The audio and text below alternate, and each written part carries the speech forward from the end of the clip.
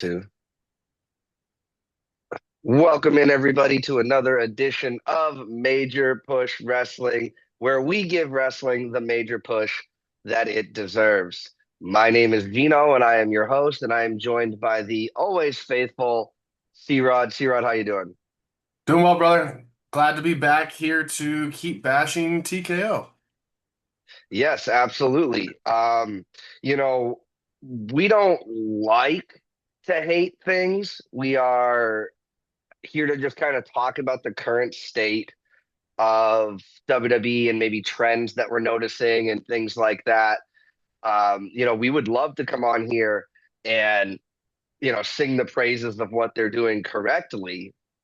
Unfortunately, it seems like there's more negative than positive stuff overall from a fan perspective. Obviously, WWE's increase in profits, increase in ticket sales, record gate after record gate, big TV deal after big TV deal. But as fans, our honest thoughts. And today we are going to talk about WWE champions, not people that have been the WWE champion, but we're going to talk about the current state of affairs as relates to all of the people holding championships in WWE. So, the reason why I thought this topic was going to be a good topic and why I wanted to talk about it was because I feel like I've noticed a trend. And I'm happy to have C-Rod here because he will put me in my place if I'm wrong. You guys out there in the chat, in the comment section, please let me know if you disagree, if you agree. That's the best thing about wrestling. It's very subjective, right? There's not like a winner and a loser. Oh, like real sports, you can't really argue things. I mean, we do argue, but for the most part, we're able to have this dialogue and discussion. So it feels like to me, just on the level I've been watching wrestling and what they've got going on, and maybe this doesn't apply to your favorite, but for the majority, for like 99% of the champions in WWE, it feels like they have the title because WWE doesn't have any other plans for them. Now, let me explain what I'm talking about. So, Cody Rhodes won the championship from John Cena at SummerSlam, and then he went to go film a movie. Why couldn't John Cena have had the title while he's been present this whole time? I get not wanting maybe Lesnar to take the title off of him or whatever, but Cody disappeared. He was written off television, yeah, from the attack from Drew. And again, he has a kind of a throwaway match with Drew McIntyre. He's got a relatively throwaway match from Seth Rollins for, this crown jewel thing, which is pseudo Survivor Series. It's kind of maybe emphasizing the point I'm trying to make. But for the most part, right, the only, I mean, you've got Stephanie Victor. Where is she going? Like, what is her direction now that she's the champion? Like, we know the people's directions to the title, but once they have the title, they're not involved in any storylines. The biggest women's wrestling storyline right now is what's going on with Io and Rhea versus the Kabuki Warriors. So there's no titles involved in that. One of them could have easily have been the champion, literally was in the title match against Stephanie Victor. I think they made the right choice. I think Stephanie, for the clout and for the history, deserved the title. But you've got people like the Wyatt Sixes. You're not even seeing them on television, and they're the champions. They're the tag team champions. They're continuing to retain their titles when you could have given them to the Street Profits. You could have given them the DIY. You could be doing other things with it. They're and I'll go through the list. I mean, Dominic Mysterio has been Intercontinental Champion. What is his direction? It feels like they're spinning their wheels, waiting for Liv to come back.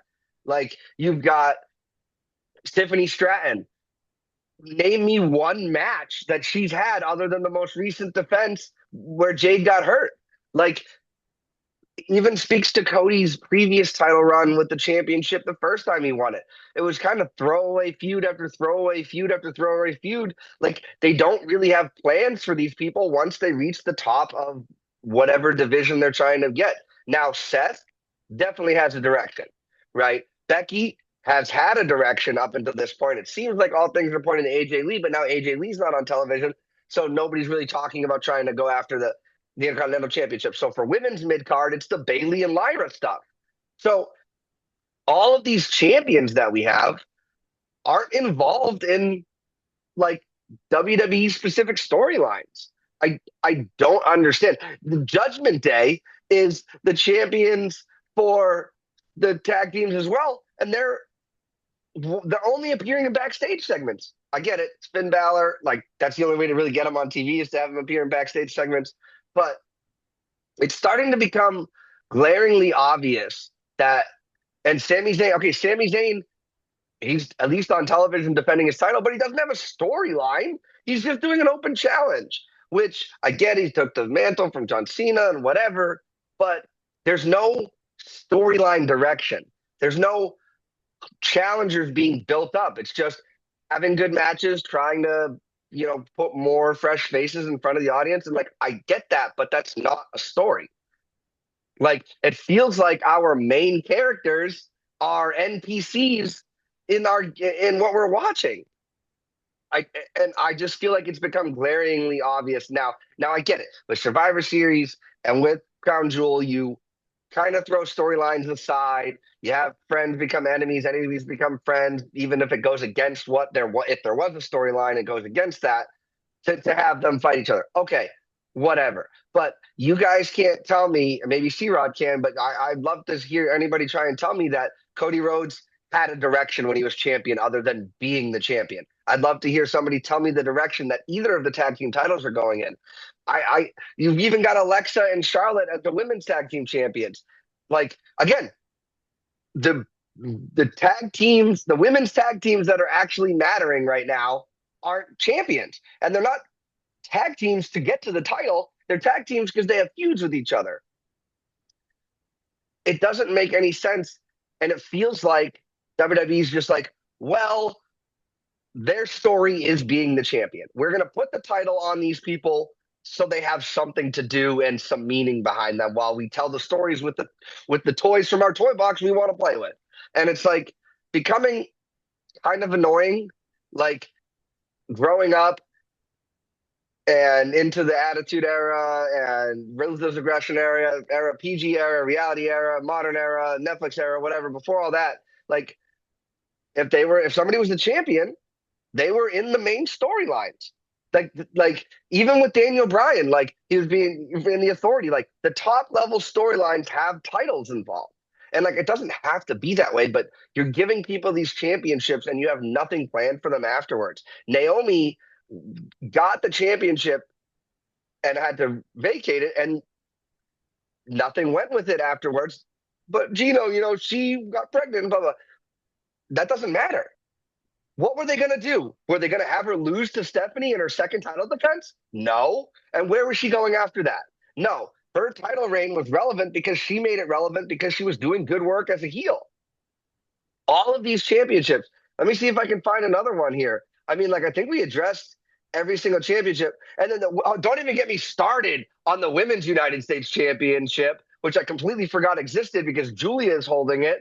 And they're kind of doing this thing. But listen, nobody thinks Meechin's a credible threat to her. You're continuing to put her in these storylines, and now you're putting her in tag team matches. Like, I like what she's doing with Kiana James, like, talking for her and doing that. Like, that's great. But what is the story? Where is the number one contenders? Where's the line that everybody says you got to get into the back of? Like, I don't know. It's just becoming pretty obvious to me that they're putting titles on people to keep them relevant versus keeping the titles relevant. And you used to say the man or the woman makes the title. The title shouldn't make the man or the woman. But now it feels like this is all jumbled up, and everybody wants to blame Triple H for every problem they have. That's not really how a business works. He's like a very low guy on the totem pole. Everybody compares him to Vince. Like, he's doing one of Vince's many jobs, and that's it. So it feels like this is something maybe coming down from the higher ups, or maybe it is as creative. We have to throw on his doorstep. But I've rambled on long enough. Maybe I'm crazy. Maybe hopefully I'm not. But that remains to be seen. C-Rod, what do you think? Like, is there something to this idea that the champions are just not really placeholders, but like that their storyline is the championship and not the championship is the storyline. I don't know if that makes sense, but am I off base here? What's going on? No, you make a lot of sense, right? They essentially are placeholders. Like these titles are no longer story drivers. It's not, hey, like you said, what's the story? Well, Cody needs to finish his story and get his title. Okay, great. Well, he won his title. He finished his story. Well, now what? He can't keep going back to finish his story. Oh, well, now he's shooting a movie, right? And now he's doing this, and now he drops the title to John Cena, and then he's written off because he's going to go get a well-deserved break, but there's just no story. And then he comes back. All right, you're going to fight Cena again. Okay, well that's a cheap storyline to throw together. All right, you win. And now what? And now there's no storyline again. And now all of a sudden, like you said, we're at Crown Jewel. Oh, well, let's throw Seth in because he's the other champion, and now we have to have champion and champion. And there's no long term. It's if you're not Liv Morgan, Rhea Ripley, Seth Rollins, CM Punk, or John Cena, you really don't have a storyline right now. And like you said it best, Judgment Day is just waiting for Liv Morgan to come back, which is crazy to me. Like you have five other people that you could be doing things with.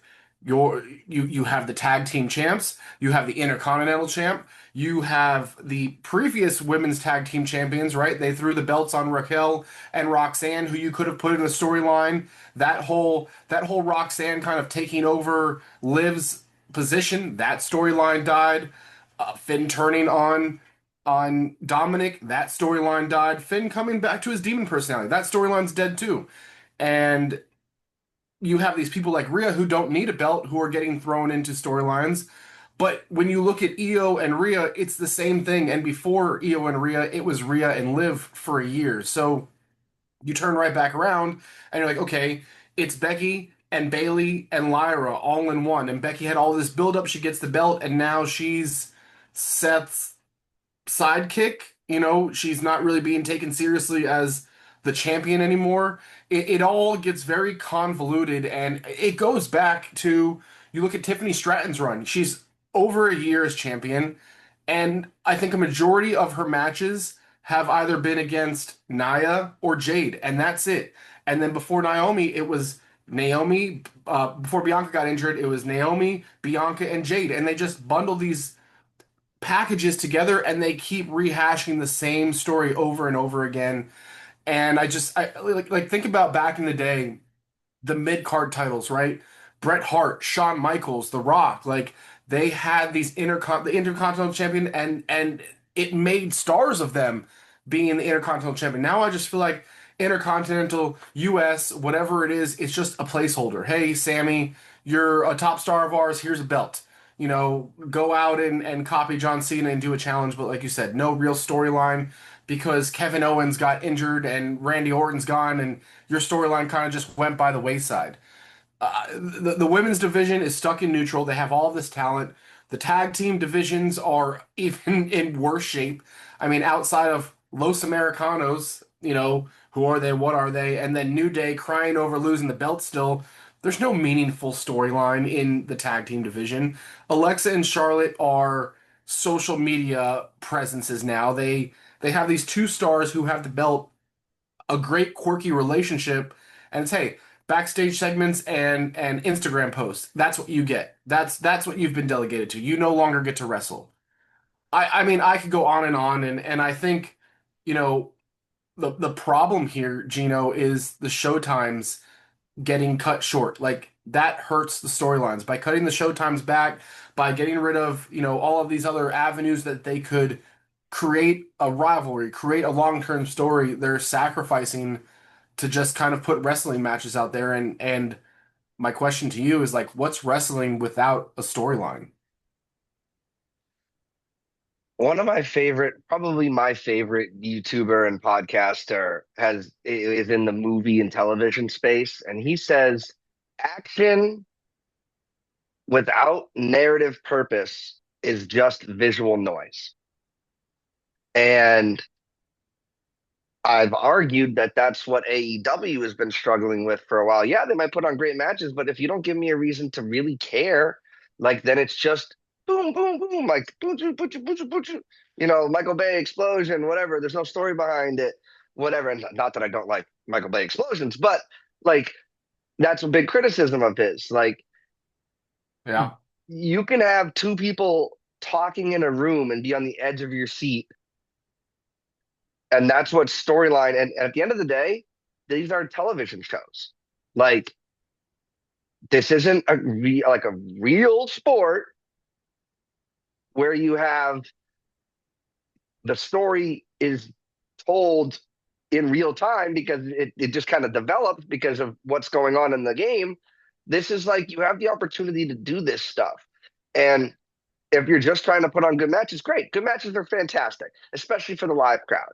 And at the end of the day, the live crowd needs to keep coming, which I think they need to stop going because that's the only way I feel like we speak with our wallets and we vote with our wallets. And it's just like and like people might say, Gino, well, what would you do differently or how would you do it? Well, listen, I'm not the standard of excellence for wrestling booking.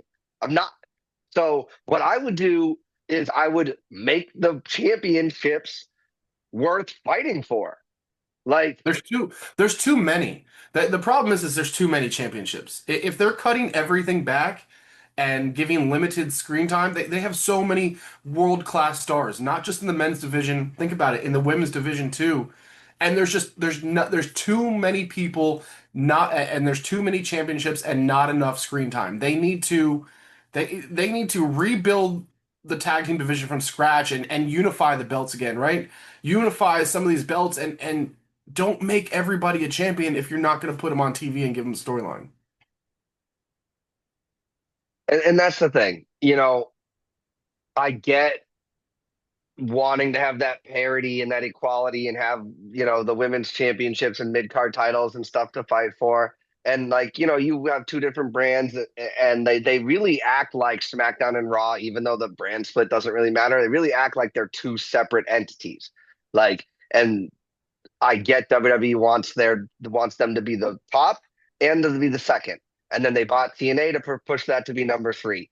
And technically NXT and TNA, like they want to try and bully AEW out of being able to be number two. But it obviously is the number two. But WWE is thinking that, well, they've got enough talent and airtime.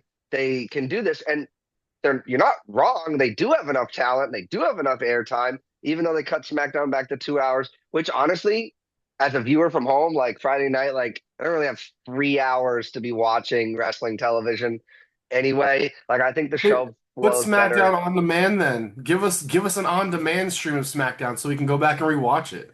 Well, it is if you have a VPN and Netflix. So sorry about that. But the issue then it still just comes down to if we even look a couple of years ago, Gunther's long title reign. I can tell you his match against Sheamus and Drew McIntyre at WrestleMania. 666 days. That title match was the defining match of his thing. He won it and had it until again. And then that thrust him into the main event scene and that thrust him into the world title. And his story was, and Sammy had the story, can he beat Gunther? Can he overcome this? Even though I thought it was stupid to have what is essentially a pro wrestling rookie in Chad Gable training the pro wrestling 20-year vet into how to do these things. But he's a former Olympian, so I let it slide. Still should have been Gable. Hashtag it should have been Gable who beat Gunther. But at the end of the day, you had Roman Reigns, who just everybody wanted to get to the championship. LA Knight is making the World Heavyweight Championship relevant because he wants it. He's the only one that seems to want it. Roman's even coming back, and he doesn't want the title. No, Like, he's there for Jay. and I get it. It's his family. He wants to put his family over. He's 1 foot out the door. Okay, fine. But it's not compelling. I mean, maybe they could do something compelling with it. But at the end of the day, you're big name stars. You're not really making new stars with these championships. Drew's long overdue for actually holding the title. You could have had him get the title. Instead, you have the referee get in the middle of the thing. And Drew hasn't told a single lie on WWE television since the pandemic, maybe even before that. He is a legitimate badass, will kick your ass, steal your girl, and there's nothing you can do about it. And why are we not pushing him more? Because we don't want a heel to be champion? Since when? Since when? Yeah. So it just feels like And a lot of people online will say, well, The Rock screwed us by giving the Cena heel turn, and they didn't really have a Cena heel turn plan, and whatever, whatever. You know, this is the year of Cena, and we're kind of putting things to the wayside and stuff like that. And that's fine. But wrestling you used to have a roster of what, like 30 people, and you used to find ways to fill two shows, 2 hours apiece with Yep. just those 30 people and told compelling storylines that we still remember to this day. Yeah, we were kids. Yeah, it was more impressionable, whatever, whatever. But it's just have a plan and especially with Triple H, and this I will give Triple H some slack for because he said on WWE Unreal, we have a destination and we figure out how to get there along the way. Like, where else in life does that the plan? Like, where else in business? Where else in traveling? Where else in any of that? I mean, maybe if you're flying to another country, okay, you figure out your destination and then you book your tickets or whatever. But like, no, you put your thing in the GPS and you follow the quickest way to get there. But they're stretching things thin. They're trying to find a way to dangle that carrot, give us enough. You know, they're basically teasing us with Roman Reigns returning. I'm just waiting for him to get written off television again. And it's just all these things like the guys who and the girls who need to be in the storyline picture aren't in the storyline picture. Where is AJ Lee when it comes to challenging Becky? Obviously, they want to get to AJ versus Becky. She's going to beat her for the title, but Becky's got nothing. She's the Intercontinental Champion, and she is Seth's wife now. And which is they've always been husband and wife for a while, but like that's her story. Her story is Seth's wife, and now Seth's story isn't even about the championship. It's about can he trust Paul Heyman? Blah blah blah blah blah. Is Brock Lesnar like? All of these things, it's like I get this. You're telling stories, like there are stories, but it's not stories related to being the He best doesn't. and He chasing the doesn't. He championship. doesn't need the belt to have that story. They could run that story without the belt. I would respectfully disagree with that because I think Seth's whole "I'm the future of wrestling," dedicating or I'm deciding the future of wrestling does hold a little bit more weight when he is the champion. To be honest, um, Oh, but no, like I mean separate from him and Becky and AJ and Becky yeah, and Punk. Like that little, wives and husband feud that can be done without a belt. That oh for doesn't sure. tie into his vision persona and his vision schema. Absolutely. Like if I were, and those in the comment section and stuff, like off the top of my head, I would give the Bronze the tag team championships. I would do that since they're involved in the storyline. I would make that whole faction have belts, and that matters, and that makes them feel like credible threats. I mean, you've got that. I mean, we're basically building to like the Bloodline versus in another War Games match. Like, I get it. The Bloodline's the best storytelling you've ever done, WWE. I get it. Like, I get it. But you didn't even really do that. They're just a family that you're booking properly. Like with turmoil and relationship issues and conflict and the stuff that comes with being a family and working together. Like, so it kind of writes itself. Forgive me, but they know that that's the best thing they've ever gotten, and they're still drawing it out. They're Meanwhile, they're milking it hard. they are. And meanwhile, Solo, we see him once a week announcing one of the other guys. Like, we don't know who they are. Like, I'm confused. Like, we know who they are. You like put them on TV. Why did Solo have to lose the championship? Like, so Sammy could do an open challenge. At least Solo had a story where he was running roughshod over the roster and Jacob Fatu and all. Like, it just it baffles me not who they're giving the championships to, but what they're deciding to do after the fact. Yeah.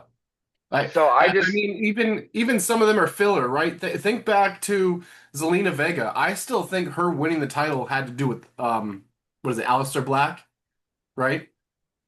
That's her husband or boyfriend. it is her husband, but what Yeah. you think that they gave When to get him he, to come back?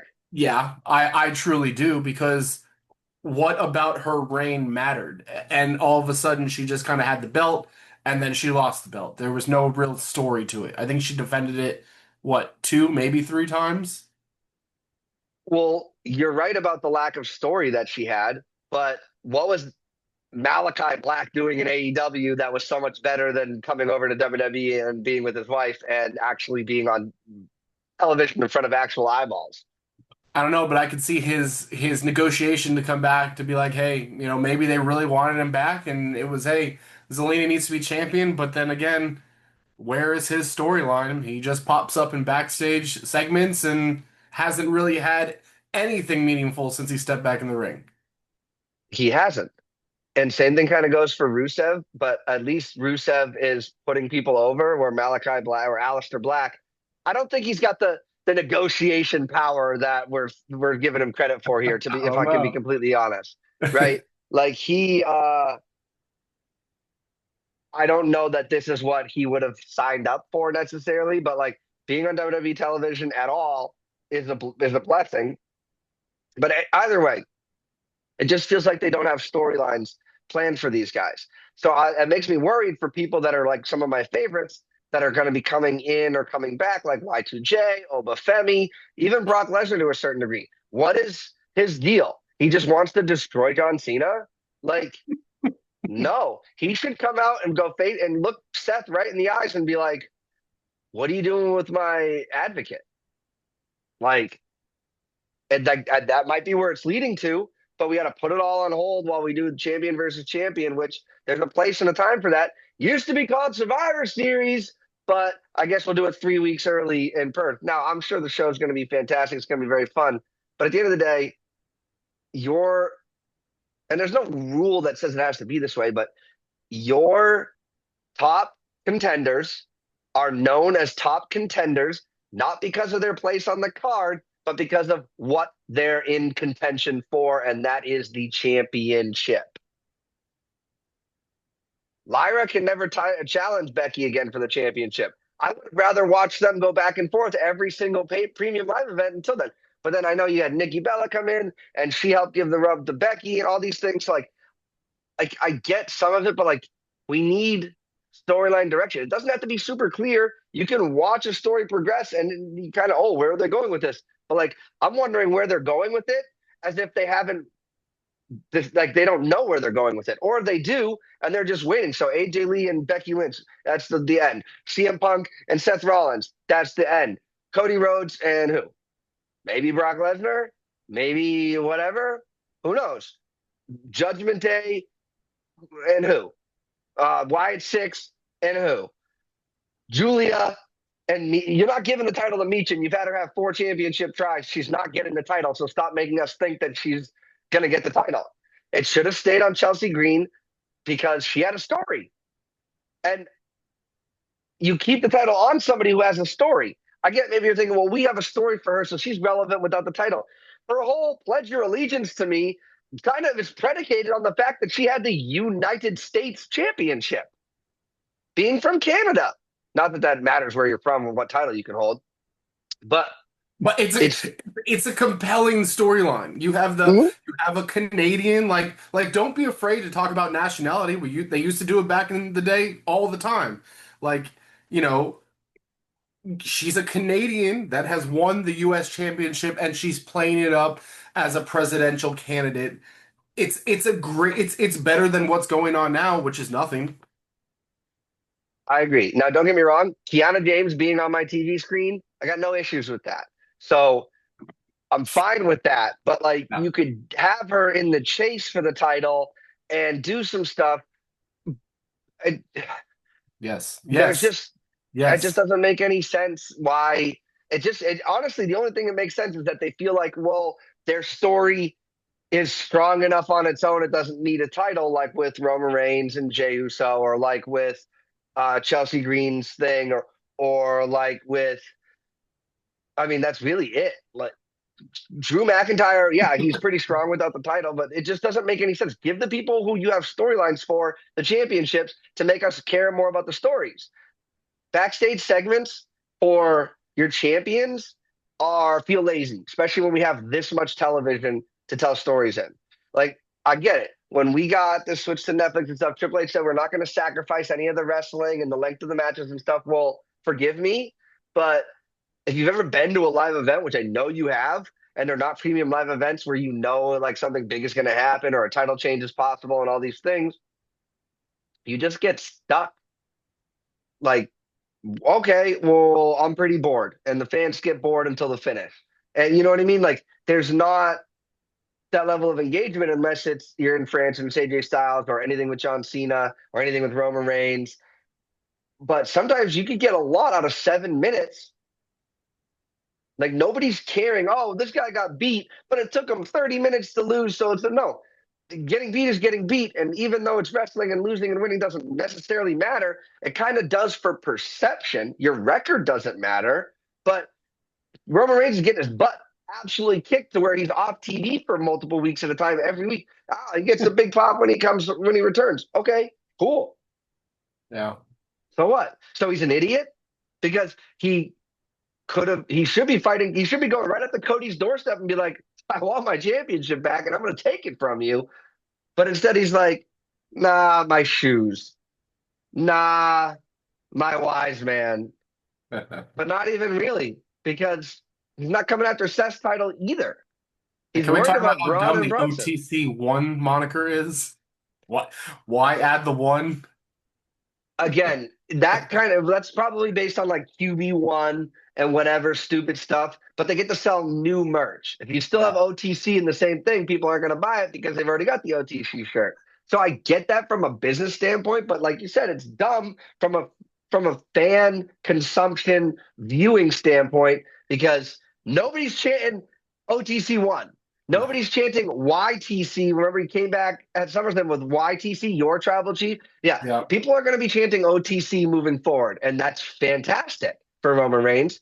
But let's lean into that, not lean away from it, and trying to stretch it. Right? Oh, we've got him over here, so let's see if we can also get their money over here. Like, no, we're invested in him being the OTC, even though him being a tribal chief, he doesn't even wear the Ulufala. All that stuff was a blow off on Netflix instead of a WrestleMania main event. But what we had for WrestleMania was awesome, so I'm not gonna like fault that. But it feels like CM Punk should be challenging Seth Rollins a lot sooner than next year's WrestleMania.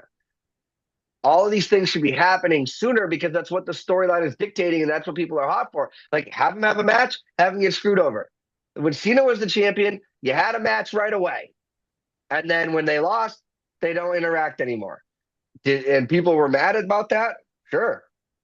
Was it way better storytelling than somebody who should be kicking down the general manager's door and asking for a title shot? Oh no, but that's for LA Knight, who we refuse to give the title to, mind you. And when he says things like, I'm going to be world champion real soon, I laugh because I'm like, not before CM Punk, you're not. And he should be. But obviously, they have their destination and they have where they want, they have when they want to get there.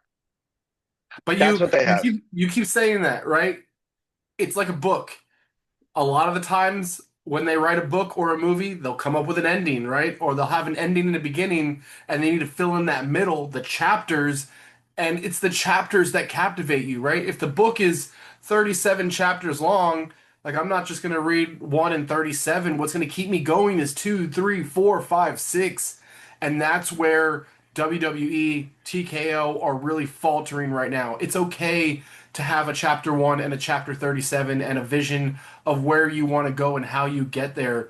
But when your chapters are now 3, 7, 22, 4, and you're mixing everything together and the middle makes no sense, it's very frustrating. And like, I'm not captivated to tune in every week to Raw, to tune in every week to SmackDown. I don't have to watch NXT, even if somebody like Finn Balor pops over or something for a second. Like, I don't have to do that. I'm not captivated to. It's not like back in the day where it was like, I have to watch Raw tonight. I have to watch SmackDown tonight. What's going to happen? And it's even gotten to the point where I'm like, yeah, AEW might not have the best storytelling, but right now, just from what I see on social media, like it seems like they're putting on more entertaining matches and they're on a streaming platform that I have. I might start watching AEW just to see what it's about and to see if it will captivate me more than what WWE is doing at this current moment in time. You're very right. And I fell off from AEW when MJF came back and they booked him against some Hispanic no name. I can't even tell you if he's even with the company anymore. Nothing against being Hispanic, nothing against any of that. but like he should have been thrust into the main event. Then you put him in the main event when he came back recently, and you have him lose. And then you have him lose to that white trash Briscoe in what was an entertaining match for sure. But at the end of the day, it just feels like I think you should give AEW a try because it's only 2 hours. It is on HBO on Wednesdays, right as this video is uploaded. It'll be on for everybody to watch. And they had a match with Bobby Lashley and I don't even remember the guy's name, but he's with Ricochet and his faction. It's Gates of Agony. Now they're the Demand is what the three of them are called. And I was like, oh my God, AEW has its own Jacob Fatu. Like this guy's like, look, he's a Samoan and an island, or at least one of the Islanders type of people there. And you believe him as a badass. And I was like I watched for Bobby Lashley because Bobby Lashley is really the only person besides MJF that commands any of my respect in AEW because he's a legitimate draw. He's a legitimate star and he's a legitimate badass. And I feel the same way about MJF, but they're booking him like a whiny twerp. And he can do that, but he's got to start winning some matches at some point. Like, I don't, you can make new stars. And again, I think AEW is definitely worth the watch for at least to decide for yourself if it's for you. I'm Yeah. watching WWE hoping, I don't know why my camera's doing that, but we'll figure it out. Well, I'm watching AEW like I watch a Marvel movie now, or I'm watching WWE like I watch Marvel movies now, praying that these events are good. Where it used to be, I was guaranteed a banger show. Marvel for Yeah. like 6 years straight was like, you're guaranteed a banger when you step in and watch this product. Now I'm hoping that it's good. Yeah. I'm just hoping to enjoy myself. And that's not what you want to do. You want to go in knowing you're going to enjoy yourself, but be taken on a ride where you don't know where you're going. So, with that said, I really think that WWE needs to. I mean, until their bottom dollar changes and lowers and the people aren't paying for the product, they're probably not going to change anything. But I think that they need to start making their champions be a priority for their storytelling. Agreed. And with 100. that down, my name is Gino. This has been Major Push Wrestling. This is C-Rod. C-Rod, do you want to plug anything? At CrodsPod on Instagram. Follow me there. We talk about mental health. And as a mental health counselor, I love mental health, so we're about that. And yeah, just subscribe to the channel, hit a like, leave a comment, let us know if we're wrong or we're right. We appreciate you guys. And as always, we'll catch you on the next one. Bye bye.